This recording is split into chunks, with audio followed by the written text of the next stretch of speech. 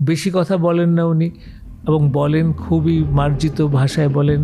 ওনার শব্দ চয়নের মধ্যে এমন কোনো মানে অস্বাভাবিক কিছু নাই। সো আমার কাছে একটা খুব ওয়েলকামিং, একটা রিফ্রেশিং একটা পার্সোনালিটি অফ এ লিডার লাগে। তো অবশ্যই তো এটা দেশ চালানোর জন্য যথেষ্ট নয়।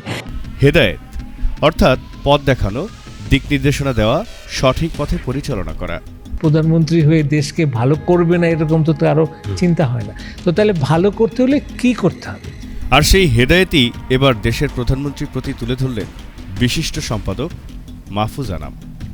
তিনি স্পষ্ট করে বলেছেন, দুর্নীতি নিয়ন্ত্রণই হবে প্রধানমন্ত্রীর সবচেয়ে কঠিন লড়াই, আর সেই লড়াইটা হবে মূলত নিজের দলের ভেতরেই।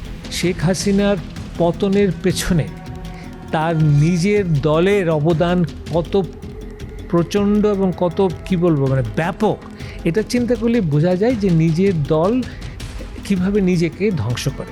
নতুন নির্বাচন, নতুন সংসদ এবং দেশের নেতৃত্বে নতুন মুখ, সব মিলিয়ে বাংলাদেশের রাজনীতিতে তৈরি হয়েছে এক নতুন বাস্তবতা। এই পরিবর্তনের অংশ হিসেবেই উঠে এসেছেন তারেক রহমান, যাকে ঘিরে জনগণের প্রত্যাশাও অনেক।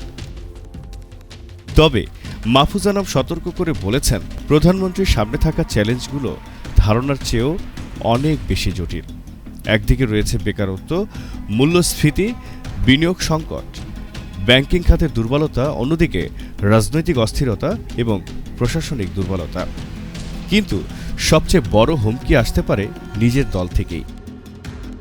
তৃণমূল নেতাকর্মীদের একটি অংশ সরকারি প্রকল্প ও কার্যক্রমকে ব্যক্তিগত লাভের উৎসে পরিণত করতে পারে।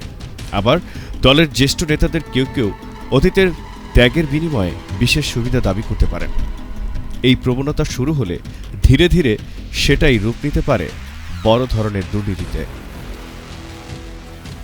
অতীত অভিজ্ঞতা তুলে ধরে মাহফুজ আনাম বলেন, এমন পরিস্থিতি শেষ পর্যন্ত সরকারের বিশ্বাসযোগ্যতা নষ্ট করে এবং পতনের পথ তৈরি করে। বিশেষ করে তিনি উদাহরণ টানেন বাংলাদেশ আওয়ামী লীগের শাসনামলের, যেখানে দলীয় অনিয়ন্ত্রণ এবং স্বজনপ্রীতি বড় ধরনের সংকট তৈরি করেছিল। ভাবলেন যে আচ্ছা কিছু কিছু দেই, ছোটোখাটো এখানে একটা চাকরি, ওখানে একটা কিছু, এইভাবেই শুরু হয়। That is how the rot begins. তার মতে সুশাসন নিশ্চিত করতে হলে শুরুতেই কঠোর হতে হবে। প্রধানমন্ত্রীকে নিজের দল, সমর্থক এবং ঘনিষ্ঠদের নিয়ন্ত্রণে রাখতে হবে। না হলে আবারও দুর্নীতি ও স্বজনপ্রীতির একই চক্রে ফিরে যেতে পারে দেশ।